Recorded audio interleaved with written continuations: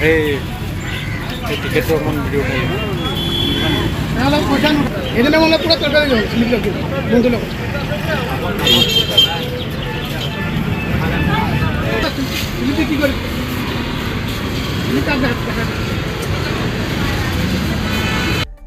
মৰাণৰ ৩৭ নং ৰাষ্ট্ৰীয় ঘাইপথত সংৰক্ষিত ভূমিত অবৈধভাৱে নিবিদা আহ্বান কৰাক লৈ জাঙুৰ খাই উঠিছে মৰাণৰ দল সংগঠন।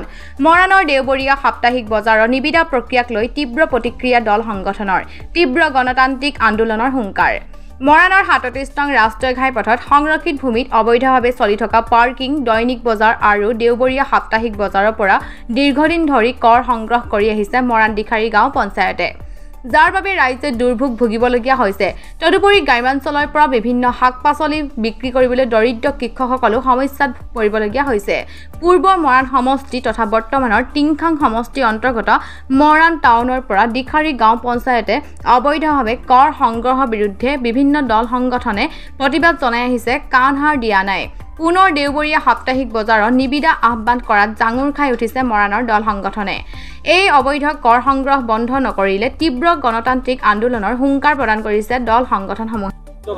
আমি দেখিছোঁ যে আকৌ পুনৰ নিবিদা আহ্বান দিব লৈছে আৰু বহু সংখ্যকে নিবিদা মাৰিব লৈছে। আমি দেখিছোঁ, আমি বাৰম্বাৰ টাইম যুৱ পৰিষদৰ ফালৰ পৰা আমি বাৰম্বাৰ কৈ আহিছোঁ যে ৩৭ নং ৰাষ্ট্ৰীয় ঘাইপথত এই অবৈধভাৱে কৰ ল'ব নোৱাৰে বা নিবিদা দিব নোৱাৰে। আমি কৈ থকাৰ পিছতো আজি পৰ্যন্ত কোনো গুৰুত্ব দিয়া আমি দেখা নাই। কিন্তু এইবাৰ আমি আকৌ কৈছোঁ যে ৩৭ নং ৰাষ্ট্ৰীয় ঘাইপথত কিন্তু নিবিদা আমি কোনো পধ্যে মানি নলওঁ। আৰু যিসকল ইয়াত বেপাৰীসকল আহে, তেখেতলোকে ঘৰৰ পৰা সৰু সৰু কিছুমান বস্তু পাচলি কিছুমান লৈ ইয়াত বহি পিনি ঘৰলৈ কিবা এটা বজাৰ কৰি দিয়াৰ চিন্তাৰে তেখেতলোকে ইয়াত বেপাৰ কৰিবলৈ আহে। কিন্তু তেখেতলোকৰ পৰা কোনো কাৰণ নোহোৱাকৈ সেই যিটো বস্তু তুলিব নোৱাৰে আহি পিনি নিবিদা তেখেতলোকৰ পৰা কৰ সংগ্ৰহ কৰি কিছুমান অবৈধভাৱে কৰ সংগ্ৰহ কৰি আছে। এইটো আমি তীব্ৰভাৱে গৰিহণা জনাইছোঁ। আমি জনাইছোঁ যে ক'ব বিচাৰিছোঁ যে এইটো অতি সোনকালে বন্ধ হ'ব লাগে আৰু যিসকলৰ পৰা এনেকৈ অবৈধভাৱে কৰ লৈছে সেই কৰ লোৱাটো অতি সোনকালে বন্ধ হ'ব লাগে। নহ'লে কিন্তু আমি কায়ম যুৱকৰ দৰে আমি মৰাণবাসী ৰাইজ হৈ পিনি গণতান্ত্ৰিকভাৱে আমি যিকোনো কাৰ্যসূচী ল'বলৈ আমি বাধ্য হ'ম। তাৰ বাবে জাগৰীয়া কিন্তু প্ৰশাসন হ'ব। আমি কোনো জাতীয় বা জনগোষ্ঠীয় সংগঠন আমি নহ'ম। আৰু আমি আশা কৰিছোঁ যে এইবাৰ এইটো টিংখাং সমষ্টিৰ অন্তৰ্গত হৈছে, ইয়াৰ বিধায়ক হৈছে তথা মন্ত্ৰী হৈছে বিমল বৰা ডাঙৰীয়া। আমি তথা আমাৰ মৰাণবাসী ৰাইজৰ কিন্তু সম্পূৰ্ণ চকু তেখেতৰ ওপৰত আছে যে তেখেতে এই অবৈধভাৱে যিটো প্ৰচলিত হৈ আছে, আমি মৰাণবাসী ৰাইজ হিচাপে যিটো আমি বিৰোধী কৰি আছোঁ, তেখেতে কি ইয়াৰ পৰা ব্যৱস্থা গ্ৰহণ কৰে, কিন্তু মৰাণবাসী ৰাইজে তেখেতৰ ওপৰত যথেষ্ট চকু ৰাখিছে। হ'ল যে ৰাষ্ট্ৰীয় ঘাইপথৰ পৰা কোনো কাৰণতেই নিবিদা আহ্বান কৰি পইচা সংগ্ৰহ কৰিব নোৱাৰে। এয়া এটা সম্পূৰ্ণ অবৈধ হয় আৰু এই অবৈধ কাম যিসকল জড়িত, এই জড়িতসকলক আমি উচিত শাস্তি বিচাৰিছোঁ। কিয়নো এজন সাধাৰণ গাঁৱৰ পৰা অহা মানুহে আলু কচু দুটা লৈ আহিলে, ঢেকীয়া কচু লৈ আহিলে 30 টকাকৈ ইয়াত পইচা দিবলগীয়া হয়। তাততো আশ্চৰ্যজনক কথা হ'ল যে এতিয়া গাঁও পঞ্চায়ত যিহেতু এতিয়া নাই, আমি সকলোৱে জানো, অৰ্থাৎ গাঁও পঞ্চায়তৰ নামৰ ইয়াৰ পৰা ডেইলি 50 টকাকৈ এতিয়া এই পথৰ বেপাৰীসকলৰ পৰা পইচা তুলি থকা হৈছে। তাৰ উপৰিও পাৰ্কিঙৰ নামত 50 টকাকৈ লৈছে। এইটো এটা অতি মাত্ৰাত বেছি হৈছে। গতিকে আমি এই যি নিবিদা প্ৰক্ৰিয়া, এই প্ৰক্ৰিয়া বন্ধ হ'ব লাগে। আমি আহ্বান জনাইছোঁ বিভাগীয় কৰ্তৃপক্ষক। ইয়াত আমি DC মহোদয়ৰ হস্তক্ষেপ বিচাৰিছোঁ আৰু তেওঁলোকে যদি নিবিদা তেওঁলোকে বন্ধ নকৰে, আমি অনাগত দিনত আমি কৃষক মুক্তি সংগ্ৰাম সমিতিয়ে আমি তীব্ৰ গণতান্ত্ৰিক আন্দোলন আমি গঢ়ি তুলিবলৈ বাধ্য হ'ম। এই আপুনি যিহেতু ইয়াত কংগ্ৰেছ হওক বা বিজেপি, ইয়াত যিহেতু তেওঁলোকৰ পালি নেতাবোৰ জড়িত হৈ থাকে। কংগ্ৰেছ চৰকাৰ আগৰ দিনত দেখিছিলোঁ, ঘাটোৱা যিসকল লোক আছিল তেওঁলোকে কৈছিলে। এতিয়াও আমি চক্ৰগড়ত দেখিছিলোঁ তেওঁ পালি পহৰীয়া হৈ ইয়াত পইচা তুলি থাকে। এইবাৰো আমি দেখিছোঁ যে বিমল বৰা টিংখাং সমষ্টিৰ অন্তৰ্গত হৈছে। গতিকে বিমল বৰা তেখেতক সকলোৱে ভাল বুলি জানে। তেখেতক আমি আহ্বান জনাইছোঁ যে তেখেতে এই কামৰ লগত তেখেত যাতে জড়িত নহয়, তেখেত জড়িত হয় তেখেতৰ পালি নেতাবিলাকক ইয়াত জোৰ জবজ কৰি যাতে পইচা তুলিবলৈ যাতে নপঠায়, আমি আহ্বান জনাইছোঁ বিমল বৰা মহোদয়। দুখন জিলা সামৰি আছে, ডিব্ৰুগড় আৰু চৰাইদেউ। আৰু ইতিমধ্যে কিছুদিনৰ আগত আমাৰ মামৰা যিটো অংশ মামৰা হৈ আছে আৰু মৰাণ যিটো অংশৰ, সেই অংশটো আমাৰ টিংখাং সমষ্টিত ইতিমধ্যে অন্তৰ্ভুক্ত হৈছে। আমাৰ সন্মানীয় কেবিনেট মন্ত্ৰী বিমল বৰাৰ তেখেতৰ অধীনত আচলতে এই অংশটো বৰ্তমান আছে। আৰু ইয়াত এখন বৃহত্তৰ মৰাণ বজাৰ আছে। বিগত কোনো এখন চৰকাৰে মৰাণ যিখন দৈনিক বজাৰ নিৰ্মাণ কৰিব নোৱাৰিলে আৰু ৰাইজে আগ্ৰহে বাট চাই আছে। এইবাৰ এই মৰাণ দৈনিক বজাৰখন আচলতে বিমল দাৰ ওপৰত যি ধৰণে মন্ত্ৰী মহোদয়ৰ ওপৰত যি ধৰণে আস্থা আৰু বিশ্বাস ৰাখিছে, এই আস্থা আৰু বিশ্বাস ৰাখি আচলতে মৰাণ দৈনিক বজাৰখন কেতিয়া নিৰ্মাণ হ'ব। লগে লগে এটা কথা আহিছে যে আজি আৰু দুদিনৰ পিছত আছে মৰাণ বজাৰ, দেওবৰীয়া বজাৰ নিবিদা।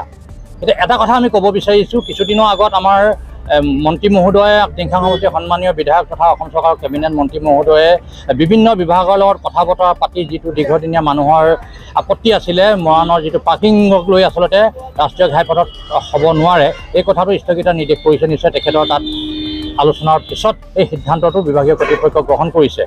সেই একে গতিয়ে যদি আমি চাবলৈ যাওঁ কি ধৰণে আচলতে দেওবৰীয়া বজাৰখন নিবিদা আহ্বান কৰিব, কাৰণ দেওবাৰ দিনটোত আমাৰ গাঁৱৰ যিসকল সহজ সৰল যিসকল অতি নিম্নৰ শ্ৰেণীৰ লোক জাতি বৰ্ণ ভাষা নিৰ্বিশেষে তেওঁলোকে কণী 50টা দৈ টেকেলি 50টা লৈ পিনে আচলতে দেওবাৰ বজাৰলৈ তেওঁলোকে আহে। সেই দেওবাৰ বজাৰত তেওঁলোকে কণী 50টা লৈ পিনে আচলতে কি ধৰণে আচলতে তেওঁলোকৰ পৰা কৰ সংগ্ৰহ কৰি চৰকাৰে ৰাজহ সংগ্ৰহ কৰিব, নিশ্চয় এইটো এটা গৰিহণাযোগ্য দুৰ্ভাগ্যজনক কথা। দৈনিক বজাৰ হ'লেও বেলেগ কথা যে দৈনিক বজাৰখন প্ৰতিদিনে ব্যৱসায়ীসকলে বহে, তেওঁলোকৰ পৰা দৈনিক কিবা এটা টকাৰ সংগ্ৰহ কৰি পিনে ৰাজহুৱা স্বাৰ্থজড়িত কামত বা চৰকাৰৰ ৰাজহ সংগ্ৰহ কৰিছে, সেইটো এটা বেলেগ পদ্ধতি বুলি ক'ব লাগিব। দেওবাৰ দিনটো যিসকল ৰাইজ ওলাই আহে, মাত্ৰ আপোনালোকে ইয়াত আহিলে দেখিব, মই মন্ত্ৰী মহোদয়ক আহ্বান জনাম যে দেওবৰীয়া মৰাণ বজাৰখনত কোনসকল ব্যক্তি আহে, গাঁৱৰ সেই সাধাৰণ নিম্ন শ্ৰেণী। গতিকে কি যুক্তিত ৰাষ্ট্ৰীয় ঘাইপথৰ সংৰক্ষিত এলেকাত অবৈধভাৱে তাত নিবিদা আহ্বান কৰিবৰ কাৰণে বিভাগীয় কৰ্তৃপক্ষৰ অধিকাৰ পদ পালে। গতিকে মন্ত্ৰী মহোদয় ইয়াত আমি হস্তক্ষেপ বিচাৰিছোঁ।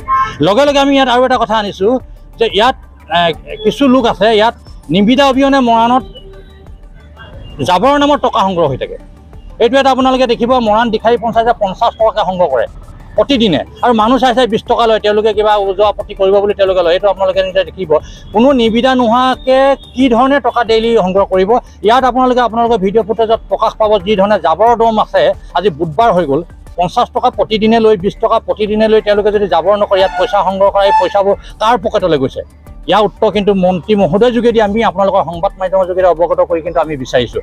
লগতে ইয়াৰ লগে লগে আৰু মৰাণ দৈনিক বজাৰৰ যিবিলাক দোকান আছে মৰাণ বৃহত্তম মৰাণ অঞ্চলত, তাতো জাবৰ নামত টকা সংগ্ৰহ হয়, আঞ্চলিক ব্যৱসায় সন্থাই সংগ্ৰহ কৰে। সেইটোও টেণ্ডাৰ নহয়, কি যুক্তিত গোটেইকেইটা বিষয়ত মৰাণৰ এই বৃহত্তৰ অঞ্চলত যিহেতু টিংখাং সমষ্টি অন্তৰ্ভুক্ত হ'ল, বিমল বৰা ডাঙৰীয়াই বিভিন্ন ধৰণৰ কাম আজি কৰিছে, তেখেতৰ দৃষ্টিগোচৰ হৈছে, অসমবাসী মৰাণবাসীও দৃষ্টিগোচৰ হৈছে। গতিকে আপোনালোকৰ সংবাদ মাধ্যমৰ যোগেদি আমি মন্ত্ৰী মহোদয় এই গোটেইকেইটা বিষয়ত আমি হস্তক্ষেপ বিচাৰিছোঁ, শিক্ষাই বিচাৰিছোঁ। কেনেকৈ পঞ্চায়তৰ কাৰ্যকাল শেষ হোৱাৰ পিছত তেওঁলোকে প্ৰতিদিনে 50 টকা সংগ্ৰহ কৰিব, কেনেধৰণে মৰাণ আঞ্চলিক ব্যৱসায় সন্থাই জাবৰৰ নামত বিনা নিবিদাত টকা সংগ্ৰহ কৰিব, কেনেকৈ ৰাষ্ট্ৰীয় সংৰক্ষিত এলেকাত নিবিদা কৰিব, এই গোটেইকেইটা প্ৰশ্নৰ উত্তৰ আপোনালোকৰ সংবাদ মাধ্যমৰ যোগেদি আমি বিচাৰিছোঁ। নহ'লে অনাগত দিনত গণতান্ত্ৰিক প্ৰতিবাদ হ'ব।